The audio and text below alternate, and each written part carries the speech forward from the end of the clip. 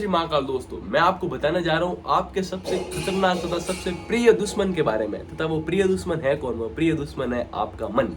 आपका मन ही आपका सबसे बड़ा और सबसे खतरनाक दुश्मन है। ऐसा क्यों?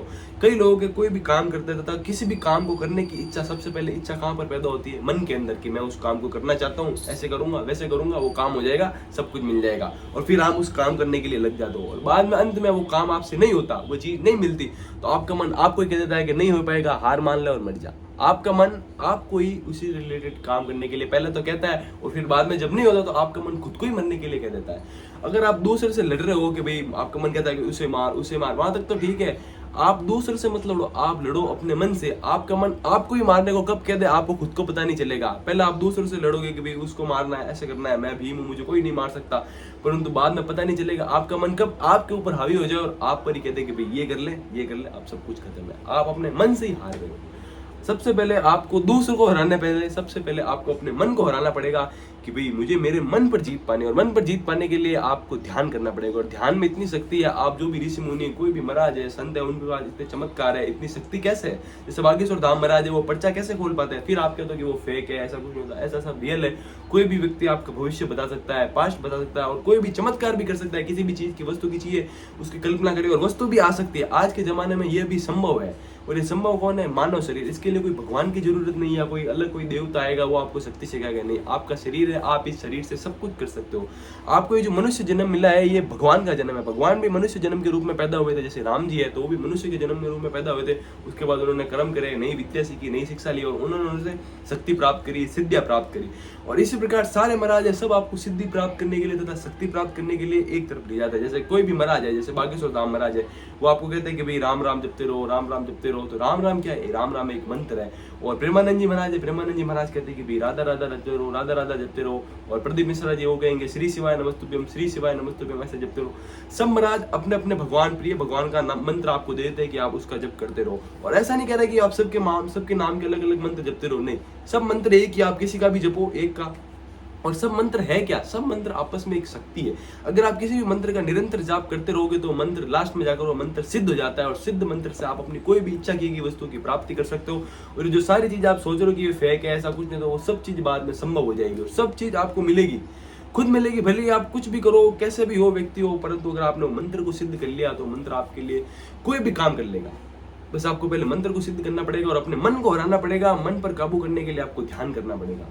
जब आप अपने मन पर विजय पालोगे तो आप कुछ भी कर सकते हो। फिर आप कहते हो कि भाई भगवान की लाइन में है तो कष्ट तो आएंगे, कष्ट आता है तो क्या मतलब, इससे अच्छा भक्ति छोड़ दूं। मैं तो कहूँ भाई भगवान की लाइन में अगर आप कष्ट आने से घबरा रहे हो, प्रभु श्री राम है, वो भी इंसान ही थे, इंसान के बाद भगवान बने। और वो भी प्रभु श्री राम एक राजा के पुत्र होने के बावजूद भी 14 साल तक वनवास में रहे थे। तो आप तो नॉर्मल इंसान हो, उनको इतने कष्ट झेलने पड़े थे, तो आपको सोचो भगवान नहीं डरे तो आप तो इंसान हो। भगवान 14 साल तक राजा के पुत्र के होने के बावजूद भी भगवान को भी कष्ट झेलने को पड़े, तो आप तो इंसान हो, आपको तो झेलने पड़ेंगे। भगवान के भी कष्ट थे तो आपके तो जरूर होंगे, परंतु भगवान भागे नहीं तो आपको भी भागना नहीं है, कष्टों का सामना करना। जैसे प्रभु श्री राम ने 14 साल का वनवास लिया, चाहते तो वही काल समय उनके लिए क्या है, एक दिन में 14 साल बदल दे, परंतु नहीं, उन्होंने पूरे 14 साल रखे। भगवान चाहते हैं तो ये कष्ट सब सहन ही नहीं करते, परंतु उन्होंने करा, कष्ट करा, तभी तो उनके बाद में विजय हुई। जैसे मान लो आप कहते हो कि भाई सबकी नाम राशि है तो उसके हिसाब से अलग अलग होता है, नहीं। भगवान की नाम राशि है राम जी की राशि और रावण की राशि दोनों की एक ही है, परंतु दोनों के काम अलग अलग है। जैसे रावण है तो वो राक्षस में पूजा जाता है, और राम जी है तो भगवानों में गिनती आती है, भगवानों में पूजे जाते हैं राम जी। दोनों का नाम, वो भी र से स्टार्ट और ये भी र से स्टार्ट है, परंतु राक्षस का अंत हो गया और राम जी की विजय हो गई।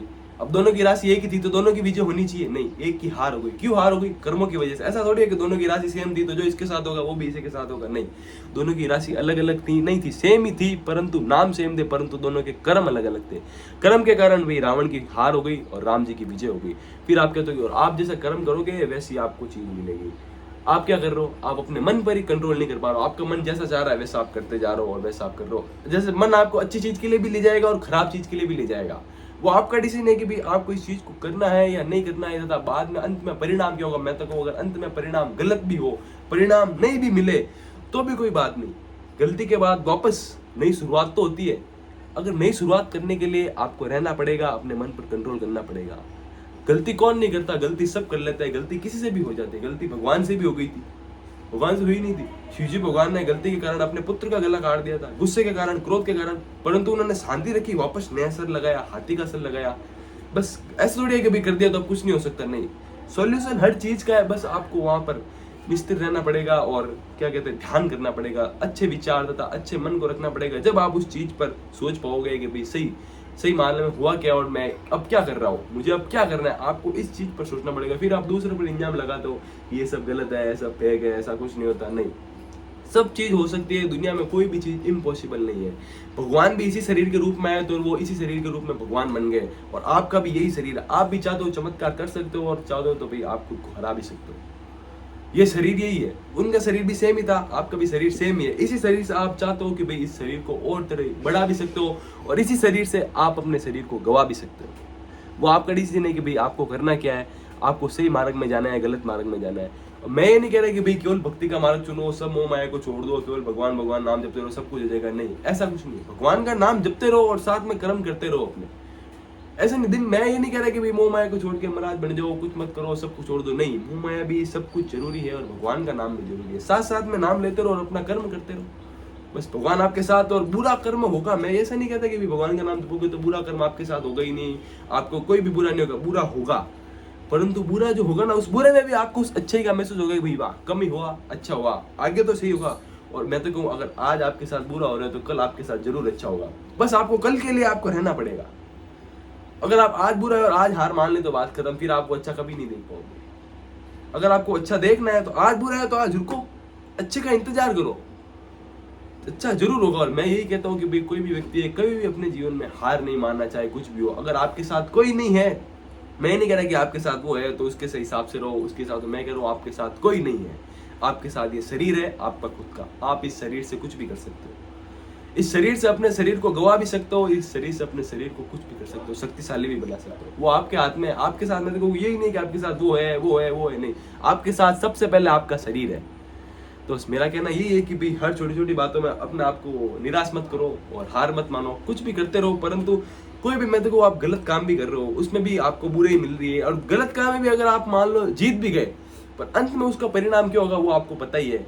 आज मान लो कोई गलत काम करके आपको कोई भी अच्छा सुख मिल रहा है, परंतु अंत में उसका परिणाम बुरा जरूर होगा, तो पहले से ही सावचेत हो जाओ।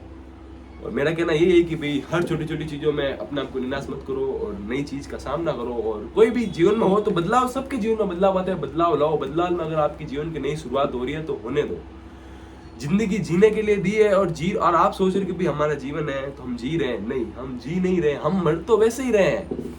जीना तो अपन का भी अपना जन्म हुआ था, एक बार अपन जी लिए, अब अपन धीरे धीरे मर रहे हैं। फिर आप कह रहे हो कि भाई मैं आज मर तो आप वैसे ही रहे हो, जैसे आप रोज जी रहे हो तो रोज आपका एक दिन कम ही हो रहा है।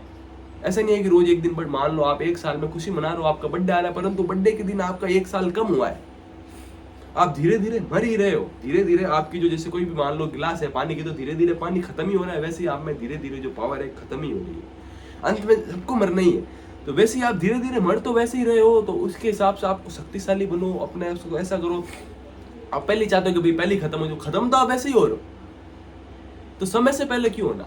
मेरा कहना ये है कि भाई आपका जो लक्ष्य है, कोई भी काम है, अगर आपको मान लो वो पूर्ण नहीं हो रहा है, आपको उस पूर्ण करना चाहते हो, तो आप सबसे पहले अपने मन पर कंट्रोल करो। और मन को कंट्रोल करने के लिए सबसे पहले ध्यान जरूरी है।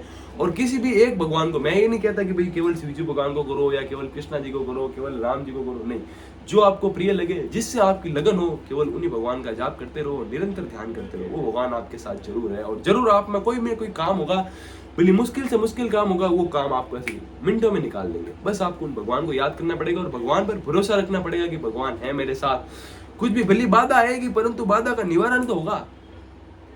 अगर आदमी एक बार, जैसे लक्ष्मण जी मूर्छित भी हो गए थे, मर भी गए थे, परंतु हनुमान जी थे, हनुमान जी पूरी जड़ी बूटी का पहाड़ लेकर आ गए थे। भगवान थे, लक्ष्मण जी कौन है? भगवान होने के बावजूद भी वो मूर्छित हुए, बेहोश हुए, उनको फिर भी दवाई खानी पड़ी, उनको भी तीर लगा। तो आप तो मनुष्य हो, इलाज उनका भी हुआ तो आपका भी हो जाएगा। बस आपको सब्र रखना पड़ेगा और अपने आप पर विश्वास रखना पड़ेगा कि ये चीज हो सकती है, ये चीज पॉसिबल है। और मेरा कहना यही था। बस आपका वीडियो अच्छा लगा तो वीडियो को लाइक करें, और चैनल में नए हो तो चैनल को सब्सक्राइब करें। और अगर आपको और भी कोई भी सवाल पूछना है तो आप कमेंट में जरूर पूछ सकते हैं, और हमारे इंस्टाग्राम अकाउंट है, वहाँ पर भी आप कोई भी प्रश्न वगैरह पूछ सकते हैं, तो उसका जवाब हम यूट्यूब वीडियो में आपको जरूर देंगे। मिलते हैं नए वीडियो में। जय शंकर, जय श्री महाकाल।